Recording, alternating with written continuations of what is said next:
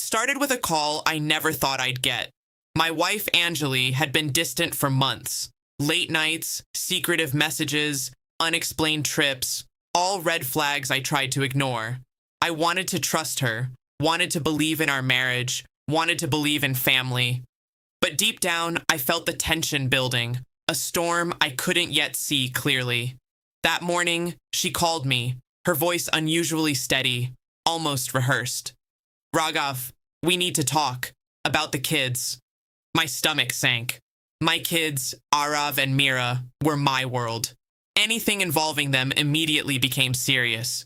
"I'm listening," I said cautiously. She paused, then continued, almost casually. I want your brother to adopt them." I froze. The words hung in the air like a thunderclap. "What?" I asked, my voice tight. "You heard me," she said. "He can give them the life you can't. I can't. I can't raise them with you. Things have changed." My mind was spinning. My own brother? Someone I trusted with my life? How could she even suggest such a thing? And why? "Anjali, this is insane," I said slowly, trying to keep calm. "You can't just, I won't allow it." She sighed, frustrated, almost impatient. "You have no choice. If you care about them, you'll let it happen. You know it's for their sake." I clenched my fists. My heart raced, anger bubbling beneath the surface. But I stayed quiet. I couldn't react impulsively. I had to think. I had to plan. The first step was to understand the full scope of what had happened. I confronted my brother privately, hoping against hope that he would deny everything. But his guilt was evident the moment I faced him. No words, no excuses, just shame. The betrayal cut deep. Two people I loved and trusted, conspiring together behind my back.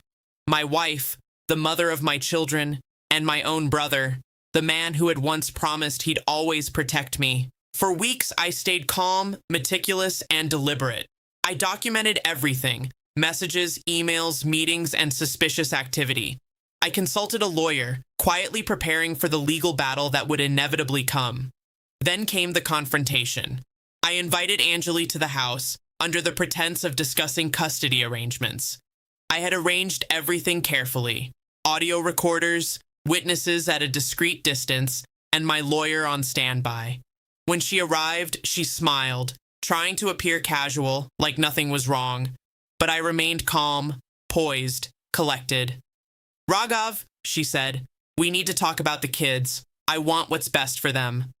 "Yes," I said evenly. "Let's talk. And let's be honest this time." I played the recording step by step. Her own words, her own confessions, the admissions of betrayal. The smugness vanished instantly. Her face turned pale.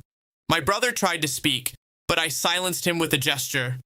The evidence was enough. The betrayal was undeniable. Anjali's attempts to manipulate, to charm, to guilt me, all failed. My calmness, my preparation, and my control turned her own game against her. When the dust settled, I had regained control of the situation. The adoption plan was immediately dismissed by the court, given the betrayal and conflict of interest. My children remained under my care, safe from the schemes of those who had tried to use them as pawns. Weeks later, Anjali moved out. My brother distanced himself, shame consuming him. I stayed focused on the kids, rebuilding trust, and establishing a life free from manipulation and betrayal. The experience was painful, devastating, and humiliating, but it taught me something invaluable. Calmness, preparation, and clarity can turn betrayal into empowerment. By refusing to react impulsively, I regained control, protected my children, and exposed the true nature of those I had trusted. In the end, it wasn't revenge through anger or violence. It was quiet, calculated, and effective. The kind of revenge that restores your life while leaving the betrayers to face the consequences of their own actions. I had been betrayed by my wife and my brother, but I emerged stronger, a protector of my family, and a man who would never allow manipulation to define his children's future.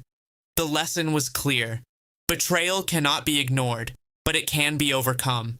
Not with fury, but with strategic calm, unwavering focus, and the courage to stand firm in the face of those who try to destroy what you love most.